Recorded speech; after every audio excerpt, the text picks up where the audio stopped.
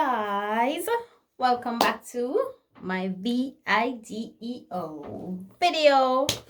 So in the last video I promised y'all guys a story time on my pregnancy slash delivery, and I'm gonna add a little piece of traveling when the first time I traveled. So pregnancy,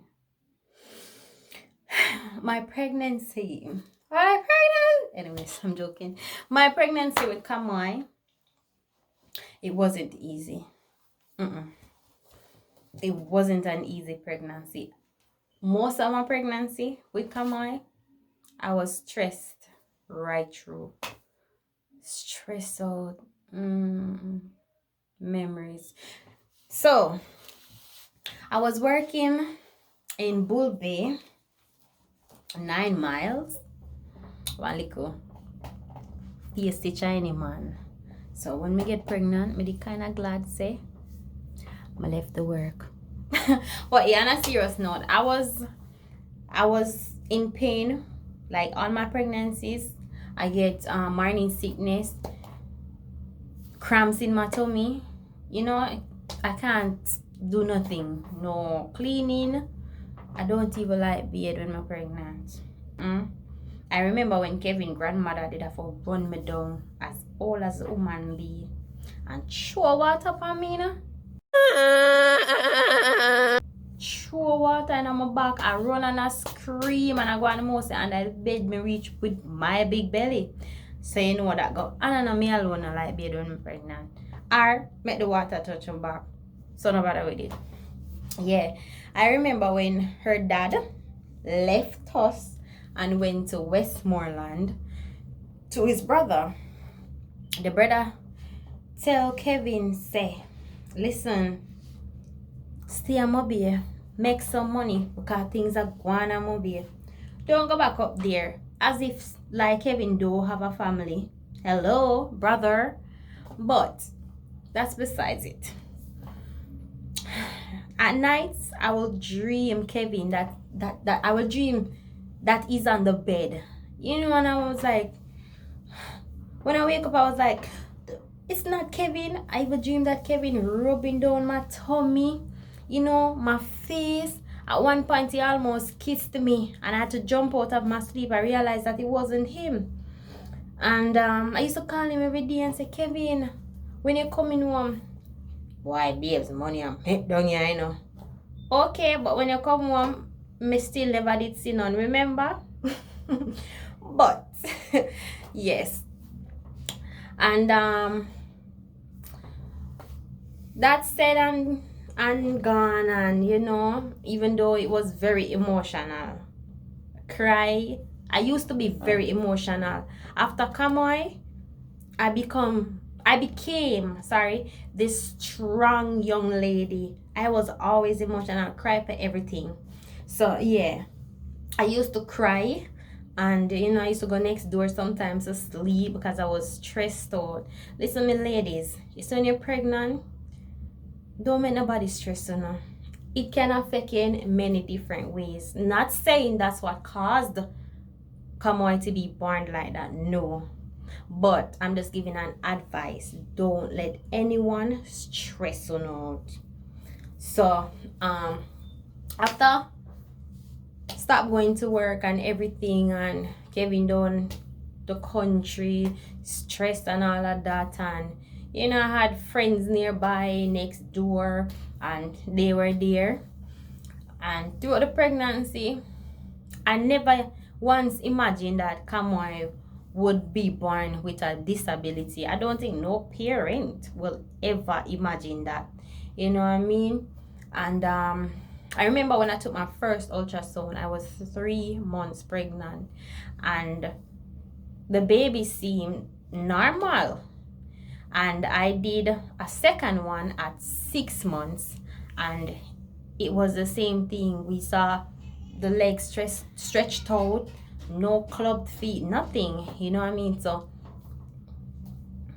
in my head, we didn't need an additional ultrasound, because in my head I'm saying, oh yes, I did 2 already, so it doesn't make any difference. I did a third. And you know, pregnancy going 7 months, 8 months, 9 months coming around now. Bear in mind, I used to call the nurse every time I feel pain. And she always say, Lily girl, go sit down, no honor there.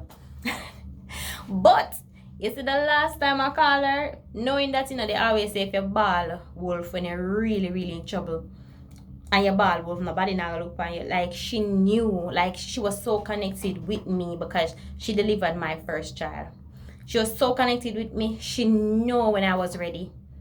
When I called her the last call, she said I'm coming, and I said okay, I'm by my baby daddy mom. So she said okay, I need you around your house because I did home delivery with both my first kids, Roshan, my first and second, sorry, Roshan and Kamoy. And she said I need you around by your house, and Kevin knows that dance. So him come and him pick me up, and you know I was in pain. Back a kill me, belly a kill me. I mean I say yes, a time now, but why go through this again? And I did it. 5 hours of labor, but I did it. But during the labor, the nurse, she is the best in St. Thomas. Nurse Richards, anywhere you're in the world, big up yourself. That lady comfort you. She encourage you during labor. If you tell her, say, your nose bridge hurt you, she rub it for you. If you tell her, say, your lip has scratch you, she go scratch it. That's the type of nurse she is. So in her hands when having a child, you don't have to worry. The best nurse. So if you're in a St. Thomas and you look for your home delivery, contact Nurse Richards, the best. And in labor, and when it was time for me to push, I did.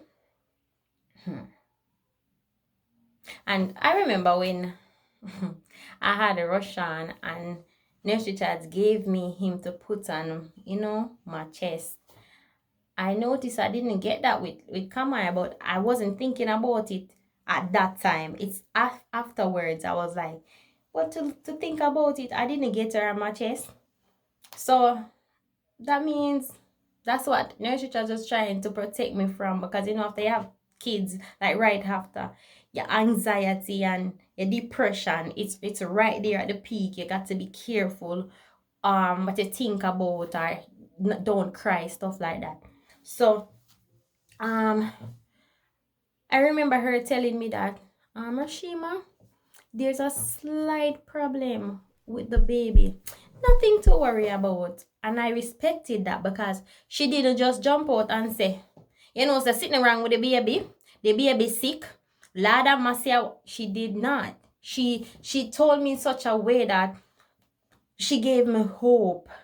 I felt like it was just a minor thing at the time. Anyway, it was Sunday morning. The following evening, a lady, Miss Pat, she came and she picked us up and she carried us at Princess Margaret Hospital, where they gave her that injection, you know, that Jamaicans get to show that we are Jamaicans. She got that, and I showed them her legs, and they said it's a Bustamante case. I have to go to the Bustamante Hospital for Children. I did go to the Bustamante Hospital for Children, and when they told me that they have to amputate her legs, I broke down at that time. I cried. I didn't even know that I could have stopped crying to the day. You understand me? And when I came out and I sat in the waiting area, a lady said to me, dry your tears. I wish I had your child. And I said, why would you wish that? You don't even know what I'm going through. Why? And she said, when my son come out, me I go show you him. And I said, okay, with tears in my eyes. About 5 to 10 minutes after, she said, see my son here? He was in a wheelchair. And he was like this. Can't even smile with his mother. Can't even talk to her. You understand me? And I'm like, wow. At that moment, I realized that no matter where you go through, there is somebody out there who is going through worst. But what I always say is, I will never know your pain and you will never know mine. But somebody is going through worse. So, for example, you see you have a bed base and somebody have a mattress. You see a bed base, you know have the mattress, but somebody else have the mattress. Them a look the base for put them mattress in, and you a look mattress to put on the base. It's something like that if you understand. So never think that your situation is the worst or somebody's situation is the worst. Like everybody going through it, but we're going through different things. And then afterwards, about a couple weeks after, I went on Facebook and I contacted Curleen Brown. And about a week or so, she came at my house and she interviewed me. And the first time she interviewed me, and then she said she will be back to give us a next update. Well, she came back and we got great news that we were gonna go overseas to get Kamoy operation done. But in my head, in the back of my head at that time, I was like, okay, yes, they're gonna fix her legs. You know what I mean? So after a couple months going to embassy, getting our visa, a couple months, my first time traveling, some persons excited because they got foreign. I wasn't. It was a bittersweet moment because I knew that my daughter was gonna undergo an operation. It was mixed emotions. It was more like, yes, my daughter is gonna get legs. I'm gonna finally see her walk, And going through customs and everything, I had to take 2 planes at the time because it was Miami, then DFW. Yes. And I'm telling you, the first plane, the takeoff was okay. I said the landing, Master Jesus. Hey, in my head, I say me I go tell customs say me need one boat if them can give me one boat for go to the next place. I remember my first time I travel, I don't know nothing about plane, and if me can't take boat, I just that my head I tell me cause the landing no normal. I feel like the whole of my organs them erupt. I feel nauseous, I feel confused.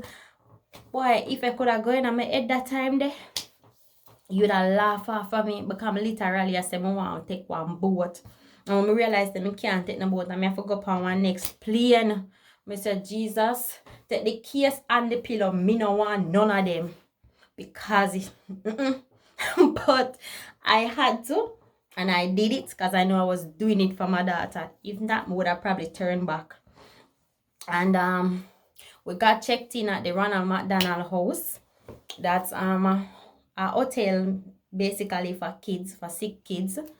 And then the following morning, I had my appointment, my first appointment at Scottish Rite Texas Hospital for Children. Upon my arrival to the hospital, I was, in my head, I was like, okay, this is it, smiling right through. Went, signing at the front desk, gave them my passport, my passport, everything, the whole 9 yards, did paperwork, and took it off down to where her room was. I sat there about 20 minutes, then the doctor came in. When he came in, he greeted us and come out there smiling because when she was younger, she's always a chirpy baby. And, I teach her to say hi, to interact with people. And when the doctors went outside back with the group, their team actually, and came back in, they were like, we have to amputate her legs. I said, what? Because I couldn't believe that I was running from this and I had to come back to the same answer. Yes, guys. And I was running from that and I came back to the same answer. I never knew after feeling so happy and confident that my daughter is gonna get legs, like get her legs, her own legs fixed, I would cry. I broke down in tears. They were hugging me, they were talking to me, and I had to tell them, I said, listen, give me a time to think about this. I'm not making this decision. And they sent for a family who went through the same thing to came, and she came and she counseled me, and like it didn't make any difference. I want time. I need to think. I went back to the hotel and I thought it through, and I prayed and I cried and I hold Kamai, and hey, listen, I would want to go back there. So in Jesus' name, the feeling, just to think of it, it doesn't feel good. That's why I am so strong now. I am so strong to the point where it's hard for me to even show that I am happy. You understand me? Because I had to stay strong for my daughter and for myself. And I cried. That hospital room, not hospital room, that hotel room, if it could talk, it would have tell you, me drown it, ball out, flood out, run out, mash up with tears. And then the next day I said, listen, I think I'm gonna have to do this. Because in my head I'm saying, all right then, them I go fix our foot, put like iron in it. When I tell me that thing called board, it's just that the moment when you're caught up in your emotions and you're feeling hurt, frustrated, worried, confused, you think all kind of things. When I tell me probably that thing called about nail and pin. Just saying, you know what I mean? And boy, may I tell you, it wasn't an easy road. But God has always been there for me, and He's still there for me, and I continue to worship Him and give Him praise. I am not perfect, and besides my disability, I'm my own person. So if you see in public I'm doing something, don't use my child to say, but watch, can my mother do this and do that, or she go on. Remember, we're human beings. We make mistakes. But before everything else, I'm a mother. You understand me? And we have a time when we put our mothership aside and try to enjoy ourselves because of one life we get to live. You understand me? So that's just a part of my pregnancy and my delivery and coming to America to get Kamai surgery done. And the hardest part was she did her surgery, I think on her birthday or a day before her birthday. It hurts so much. It hurts so much. But as my mother used to tell me, this too shall pass. And it has passed. And yet there's another phase in our life. But what can we do but give God thanks? Give God thanks and praise. You understand, guys? So that's it on my pregnancy and my delivery, and a little piece of, the story when we come up. Maybe I might do part 2 and tell you about when we were at the hotel and the whole surgery while I was in the waiting room. But we pulled through with the mercy of God. I never left God. Nowhere I go, I will never leave Him, because He will never leave me nor forsake me and my family. You understand me? And that's just part of our journey throughout the whole pregnancy and giving birth and having her operation done. And to see her today using her prosthetics is nothing but joy. Nothing but joy. I love my little girl. I'm happy that God gave me that little girl, because when I'm down, she lifts me up. When I'm sad, she makes me smile. Even though sometimes she's rude, but because they think that because something is wrong with them can do anything they want though. Like today, she told me that she's the queen and I'm her slave. I said, no, that's not how it goes. You're a princess and I'm a queen because I'm older than you. She said, no, I'm the slave. But then again, she's just only 4-year-old. They're trying to ruin my video. Come on. Who is that? It's Liana. Yes, guys, I had to come in the bathroom to video this. So, guys, stay tuned for our next update. Maybe I'm gonna do part 2.